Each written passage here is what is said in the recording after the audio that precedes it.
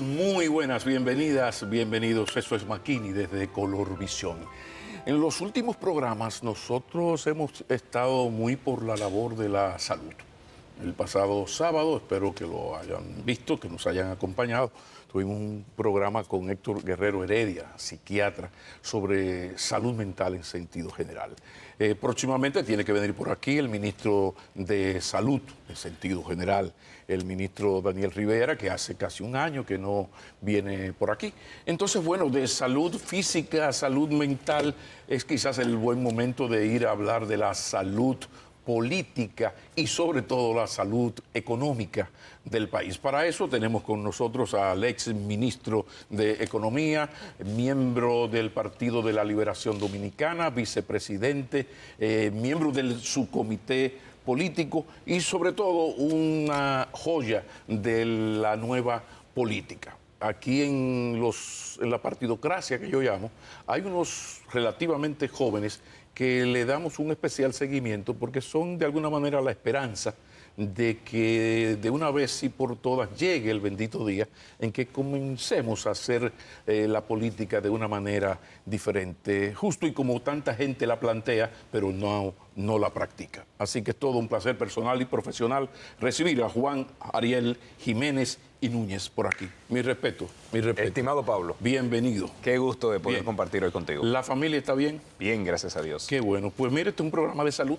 Así es. Hablemos de la salud, comencemos por la salud económica del país. ¿Cómo tú ves la situación, la salud de la economía dominicana? Y es bueno hacer el símil porque los economistas nos parecemos mucho a los médicos. Vemos problemas, intentamos entender qué está ocasionando ese problema y determinamos cuáles son las políticas económicas que son la medicina ideal para eso.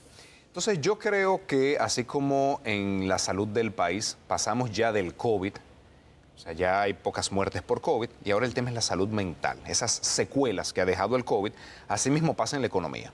Nosotros logramos salir de la epidemia económica que generó el COVID, en donde se perdieron muchos empleos, se cerraron muchas empresas y nos hemos ido recuperando. Según el Banco Central, el año pasado crecimos 4.7% con respecto al 2019.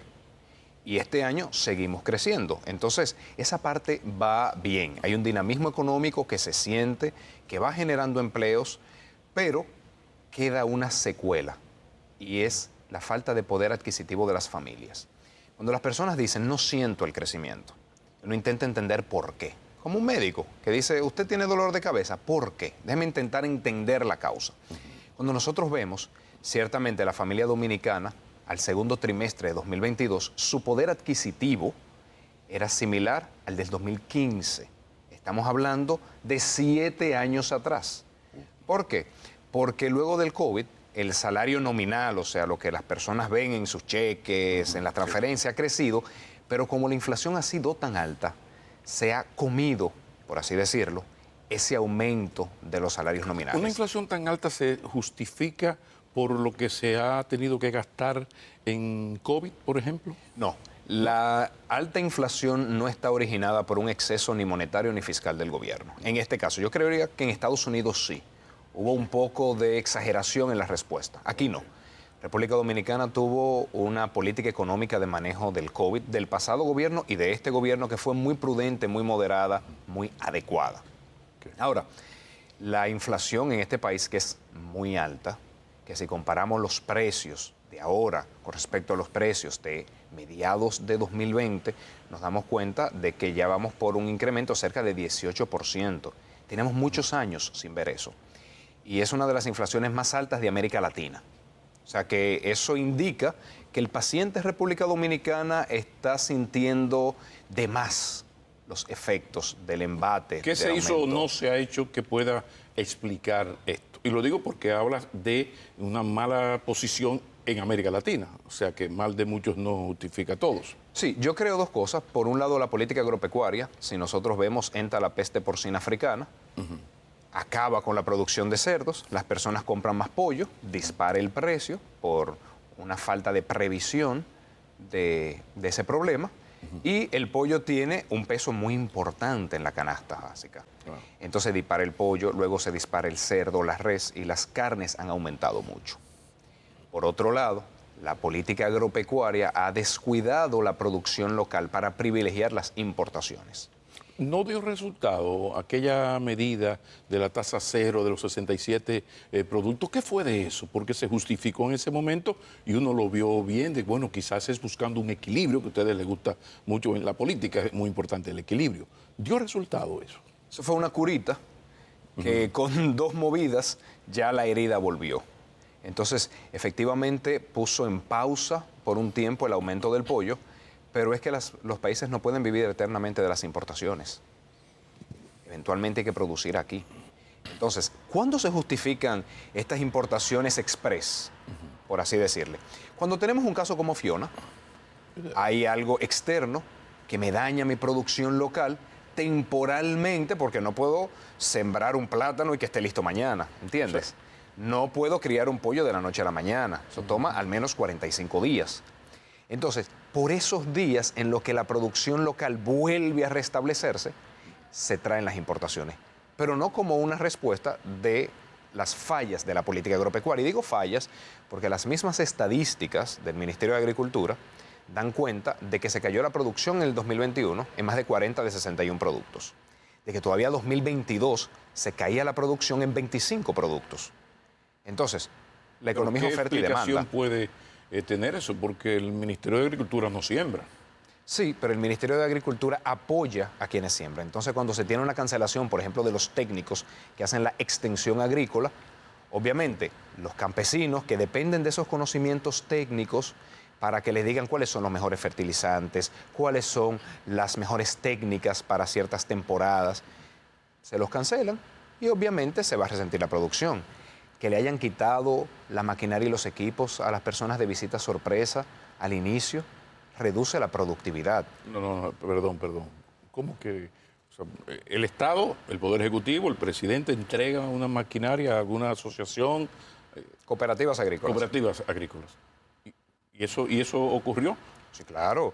Pero masivamente o 4 o 5 casos que se encontraron irregularidades, porque había mucho truqueo también en el pasado gobierno, para todo encontraba uno algo que estaba mal presentado. Quizás se profundizó y se encontró alguna irregularidad. ¿O fue muy generalizado eso? No, se entiende que si se encontró alguna irregularidad, eso debió ser investigado y debe estar ahora discutiéndose en la justicia. Yo no lo veo discutiéndose en la justicia, los casos de la visita sorpresa. Mediáticamente hacen una serie de acusaciones. Y en el caso de visita sorpresa se le quitaba los equipos. Y eso está documentado en un sinnúmero de videos donde iban, donde esos productores agropecuarios y les retiraban la maquinaria. Sana virtud la de meter la pata. Lamentablemente. Entonces, ¿qué es el precio? El reflejo de la oferta y la demanda. Por un lado, hubo y seguimos teniendo problemas en la política agropecuaria. Por el otro lado, la política energética.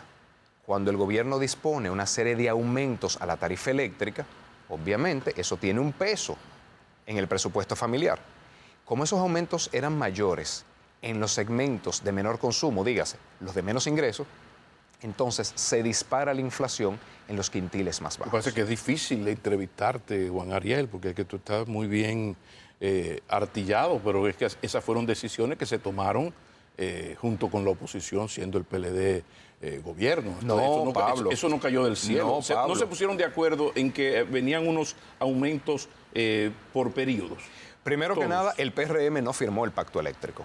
Cuando nosotros éramos gobierno y propusimos el pacto eléctrico, ellos se negaron en firmar, alegando 10 puntos. Pero el PLD quería firmarlo. Sí, claro, se quería firmar. Y luego sí. Y luego el PRM dice, nos olvidamos de nuestras excusas para no firmarlo y ahora sí queremos firmarlo. Entonces, en efecto, se firma el pacto eléctrico que dispone la sincerización de la tarifa a la medida que se vayan haciendo ajustes e inversiones que reduzcan las pérdidas y que eso evite que se quiera compensar el déficit por pérdidas con aumento de tarifa. Por eso es que el pacto eléctrico hay que leerlo en su conjunto. No solamente se puede leer los párrafos que dicen el aumento de la tarifa para llevarlo a la tarifa técnica. Pero entonces se falló en esas partes, pero sí claro. Era parte del acuerdo lo de los aumentos periódicos. Pero también, Pablo, cuando uno diseña una política económica, uno tiene que saber en qué contexto está viviendo. No es lo mismo disponer aumentos de la tarifa eléctrica cuando los salarios van creciendo y la inflación está controlada, a realizar esos aumentos cuando todavía tenemos alto desempleo, cuando los salarios reales, o sea, el poder adquisitivo está estancado a nivel de 7 años atrás, eso es herir más el poder de compra de la familia. ¿Qué explica eso? Porque si aquí hay un componente eminentemente político después del precio del arroz, yo creo, es el asunto de la energía eléctrica. O sea, la cosa más que genera más impopularidad es un apagón. ¿Por qué entonces se ha hecho de esta manera? Y qué bueno, Pablo, que tú usas esa palabra, porque se estaban estableciendo aumentos tarifarios conjuntamente con apagones. Entonces es muy gravoso para una familia dominicana que no ha podido dormir por el calor de no tener energía eléctrica, que luego le venga esa tarifa tan alta. Pero en defensa del gobierno, yo digo que ellos lo hicieron porque no tenían de otra. Te lo explico porque por el valor político de esto, por la impopularidad que le genera un gobierno, una cosa como aumentar energía, tarifa en momentos de apagones. Es que es una mala ¿No había política. de otra quizás? Claro que había de otra. Sí. Era una mala política energética. Dinero tienen de sobra con todos los préstamos que han tomado. Y el aumento de la tarifa lo que le podía generar era 300, 400 millones de dólares. Se han endeudado más de 13.000 millones de dólares. El COVID. Pero el COVID Imagino que solamente en salud explica 609 millones de dólares y en ayudas sociales 1.810 millones de dólares. Y el aumento de la deuda en lo que va de gobierno ha sido de 13.217 millones de dólares. Entonces, menos de 20% del aumento de la deuda ha sido usado en COVID. Bueno, palabras ha habido. Esa es la incomodidad de entrevistar a este señor. Tenemos que irnos a una pausa, Juan Ariel Jiménez y Núñez, pero cuando regresemos te tengo un buscapié con el tema del valor del dólar frente al euro y el valor del peso frente al dólar. Parece un disparate, pero no lo es. Juan Ariel, me llama la atención algo, y es que veo al dólar que gana espacio frente al euro. Se está fortaleciendo frente al euro. Perfecto. Pero al mismo tiempo ese dólar fuerte frente al euro está débil frente al peso. Recuerda que hace meses estábamos al 57.5, 58, llegó a 59, pero estaba ahí entre 57 y 58. De repente está en 53. Eso no es cualquier cosa.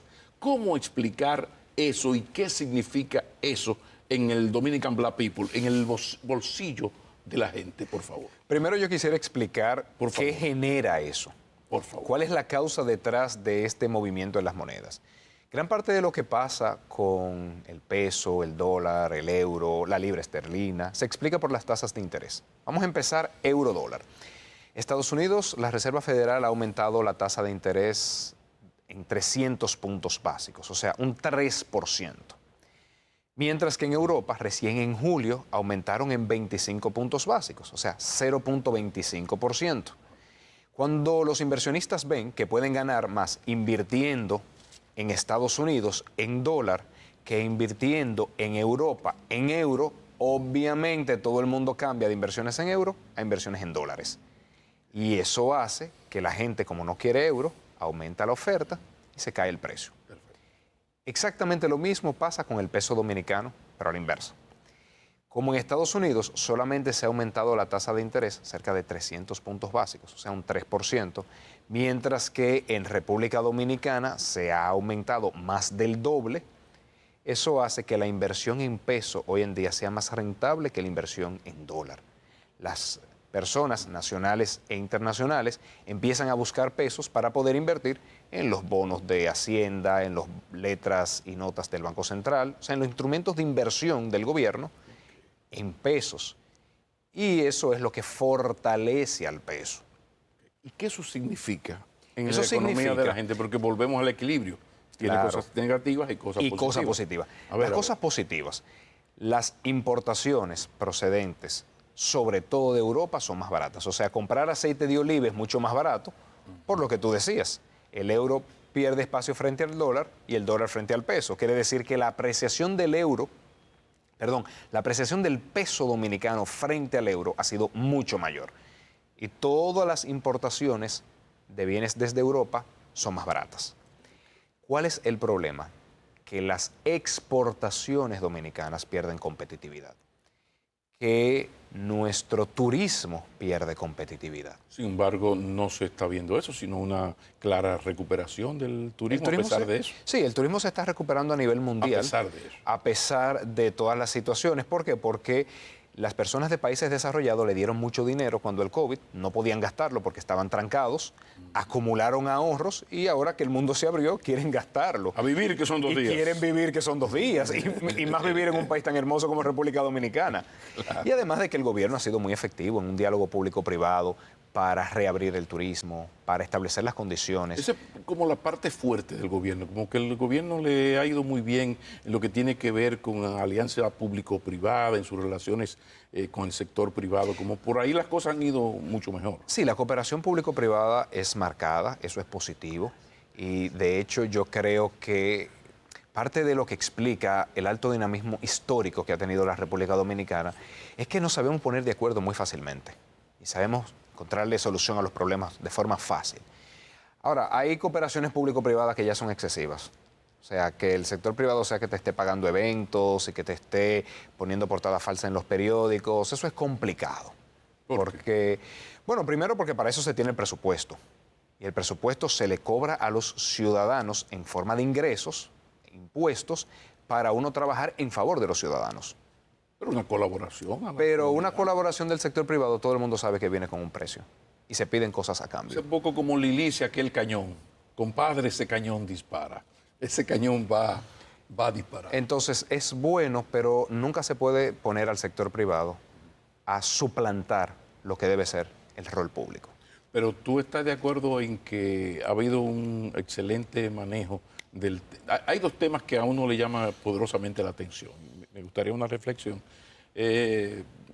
Un poco abusando de tu sinceridad y de honestidad intelectual, a veces en detrimento de la politiquería, que parece que no es lo tuyo, gracias a Dios. Y es el tema turismo, que como ciudadano uno percibe que las cosas se están haciendo bien. Y otra cosa que me llama mucho la atención es el tema que en todo este lío que hemos tenido, el mundo, este cambalache de mundo que tenemos, ¿no? De repente vemos que las agencias recaudadoras, tanto la Dirección de Aduanas como Impuestos Internos, pues no dejan de aumentar y de superarse a sí mismas. Entonces, dentro de todo esto, a mí me llama poderosamente la atención. Y un tercer elemento, también las exportaciones de zonas francas se están apoyando fuertemente, se está apoyando traer empresas de zonas francas al país. O sea que hay cosas positivas que ver. Yo fui muy crítico de la política agropecuaria y la política energética, entre otras cosas. De la educativa, ni te cuento. Ahora, las cosas positivas las resalto. Turismo, se han tomado muy buenas decisiones. Apoyo a la industria y apoyo a las zonas francas, muy bien. Que por cierto, interrumpo para enviar un saludo a Ulises Rodríguez, director de Proindustria, porque mis fuentes vanilejas me llamaron para decirme que estuvo esta semana por matanzas en la zona franca de Baní. Le estamos dando seguimiento a ver si cuanto antes arranca esa bendita zona franca, porque lo necesitamos muy mucho en Baní. Te estamos dando seguimiento, Ulises, te estamos dando seguimiento. Perdón por la interrupción. No, está bien, y qué bien, porque para eso están los funcionarios, y para eso estaba yo cuando fui funcionario, para dar respuestas al público. Y el tercer elemento, como tú indicas, es el aumento en las recaudaciones. Gran parte de ese aumento se debe, 1, a dinamismo económico, 2, a mayores precios, pero 3 también a que están haciendo un buen trabajo. O sea, las recaudaciones en muchos casos aumentan por encima de lo que es un crecimiento vegetativo, por cómo crece la economía. En el caso de aduanas, han combinado un aumento en la recaudación con una facilitación comercial que es tan importante. O sea que siempre hay cosas positivas que resaltar. Hay otro tema, lo que no se puede quedar, que es el bendito empleo. Se habla de una recuperación de los empleos al momento pre-COVID, pero uno lo que ve es como una guerrita entre datos del Banco Central y datos de la Tesorería de la Seguridad Social. ¿Cuál es la realidad fría del empleo en República Dominicana en este momento, Juan Herrera? Primero, solamente los datos del Banco Central son los que se usan para monitorear el mercado de trabajo. Exclusivamente. Me voy más lejos, Pablo. En los informes de la Tesorería de la Seguridad Social dice textualmente no deben ser usados para monitorear el mercado laboral porque reflejan la implementación de una serie de medidas de amnistía que distorsionan el análisis. Eso es lo primero. República Dominicana y en todas partes del mundo, sin excepción, el monitoreo del mercado de trabajo son las fuentes oficiales que lo levantan a partir de encuestas. Nunca los datos administrativos de la Seguridad Social. Primer elemento. Segundo elemento. Los datos del Banco Central dan cuenta de que el segundo trimestre del año 2022, dígase, abril-junio del año 2022, está todavía por debajo en el total de ocupados que inmediatamente previo al COVID, que fue el último trimestre de 2019. No, pero entonces, perdón, Ariel, porque el problema es que yo tengo semanas, quizás meses, leyendo lo de la recuperación del empleo al momento pre-COVID.